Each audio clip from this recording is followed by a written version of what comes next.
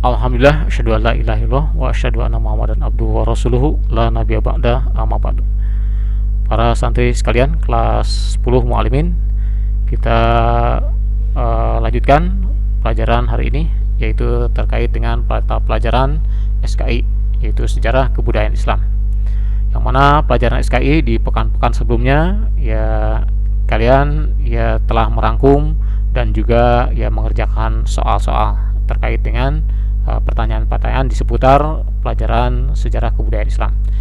Baik, untuk hari ini pelajaran SKI sejarah kebudayaan Islam kita akan membahas terkait dengan peristiwa-peristiwa penting dalam dakwah Rasulullah SAW periode Makkah.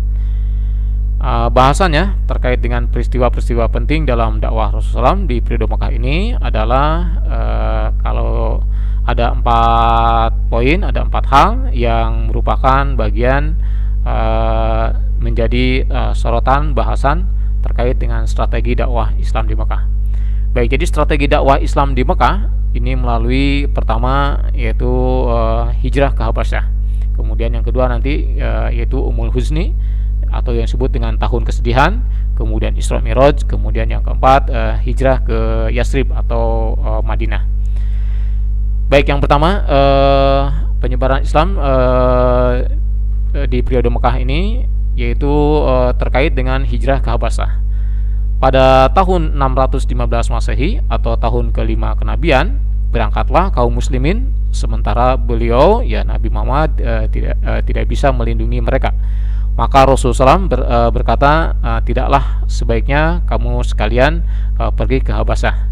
Sesungguhnya di sana ada seorang raja yang tidak ada seorang pun teraniaya di sisinya. Tinggallah di negeri itu sehingga Allah Subhanahu wa taala memberi kemudahan dan jalan keluarnya dari apa yang kalian alami saat ini. Jadi di Habasyah itu ada seorang raja Najasyi ya, seorang raja, dan raja tersebut ya menurut Nabi ya orangnya cukup melindungi terhadap masyarakatnya ya, termasuk juga para pendatang ke negeri itu senantiasa akan diayominya, akan dilindunginya. Baik, kemudian yang kedua ada kisah juga terkait dengan Amul Huzni, di mana Amul Huzni ini yaitu artinya tahun kesedihan. Jadi paman Nabi SAW yang selalu membantu beliau meninggal dunia, yaitu Abu Thalib. Kemudian tidak lama dari meninggalnya Abu Thalib, Siti Khadijah istri Nabi pun meninggal dunia. Nah, ini dua orang yang sangat membantu terhadap perjalanan dakwah Nabi. Ternyata ya secara beruntun dengan tidak berselang lama mereka meninggal dunia. Kemudian ya yaitu Khadijah wafat pada bulan Ramadan tahun ke-12 kenabian dalam usia 65 tahun. Nah, jadi dengan wafatnya Abu Thalib dan Siti Khadijah ini ya Nabi merasa sedih sekali begitu ya, sehingga tahun itu disebut Amul Huzni. Tapi untuk semangat dakwah, untuk semangat menyampaikan Islam, tetap ini tidak goyah, tidak luntur dalam jiwa Nabi sekalipun ya dalam kondisi kesedihan. Tapi Nabi tetap menjalankan dakwah untuk menyebarkan Islam. Baik, selanjutnya setelah peristiwa Amul Huzni yaitu tahun kesedihan, maka terjadi juga Isra Mi'raj. Yaitu peristiwa Isra Mi'raj terjadi 1 tahun sebelum hijrah, tepatnya pada malam Senin 27 Rajab setelah Rasulullah SAW pulang dari perjalanannya ke Thaif. Isra secara bahasa artinya perjalanan malam. Adapun menurut istilah yaitu perjalanan Rasulullah SAW pada satu malam dari Masjidil Haram yang ada di Mekah ya, Masjidil Haram ke Masjidil Aqsa atau Baitul Maqdis di Palestina. Mi'raj adalah naiknya Rasulullah SAW dari Masjidil Aqsa menuju ke Sidratul Muntaha untuk menghadap Allah Subhanahu wa taala. Baik, itu terkait dengan Isra Mi'raj. Jadi ini peristiwa-peristiwa penting di periode Mekah. Jadi bahwa ya di malam hari Nabi pernah menempuh perjalanan dengan malaikat Jibril, yaitu dari Mekah, dari Masjidil Haram ke Masjidil Aqsa di Palestina, kemudian lanjut perjalanannya ke atas langit atau yang disebut dengan Sidratul Muntaha yaitu untuk menghadap Allah dan menerima syariat-syariat, perintah-perintah dari Allah saat itu.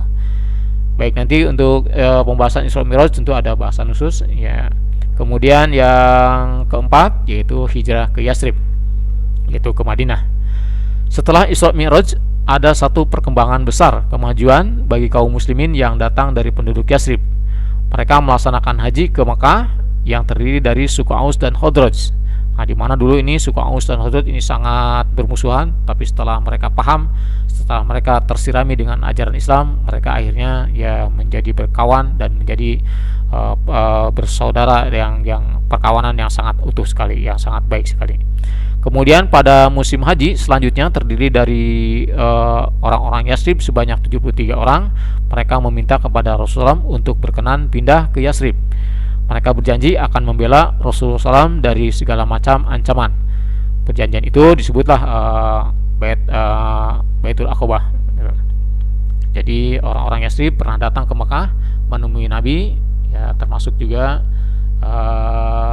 ya meminta kepada Nabi untuk senantiasa suatu saat nanti ya Nabi berkenan untuk hijrah ke Madinah, dan mereka berjanji akan senantiasa membantu dan melindungi Nabi nanti di sana dari segala ancaman-ancaman yang bisa mengancam terhadap diri Nabi sendiri. Baik, kemudian Baiat Aqabah terjadi dua kali, yaitu yang pertama pada tahun ke-11 dari kenabian. Mereka berjanji, yaitu isi perjanjiannya tidak akan menyekutukan Allah Subhanahu wa taala, tidak akan mencuri, tidak akan berzina, tidak akan membunuh anak-anaknya, tidak akan berbuat fitnah, dusta dan curang, tidak akan mendurhakai Rasulullah SAW. Itu Baiat Aqabah yang pertama. Kemudian yang kedua, pada tahun ke-12 kenabian, mereka datang lagi menemui Nabi dan juga membuat ikrar janji, yaitu isi perjanjiannya adalah bahwa satu, penduduk Yathrib siap membela Islam dan Rasulullah SAW. Yang kedua, penduduk Yathrib ikut berjuang dalam membela Islam dengan harta dan jiwa. Yang ketiga, penduduk Yathrib ikut berusaha memajukan agama Islam dan menyiarkan kepada sanak keluarga mereka. Yang keempat, penduduk Yathrib siap menerima resiko dan segala tantangan. Nah, oleh karena itu ya, karena ada perjanjian ini, maka ketika Nabi hijrah ke Madinah, nah ini ya Nabi langsung disambut dan Nabi langsung bisa hidup nyaman di sana dan bisa berhubungan dan bahkan menyatukan para penduduk Yathrib atau penduduk Madinah dengan lebih kuat lagi. Baik para santri sekalian, ya terima kasih atas perhatiannya. Demikian terlebih dahulu pelajaran SKI pada hari ini. Ya mudah-mudahan kalian bisa memahami, dan kekurangannya tentunya mohon maaf dan bisa dipertanyakan. Terima kasih sekali lagi atas perhatiannya. Wassalamualaikum warahmatullahi wabarakatuh.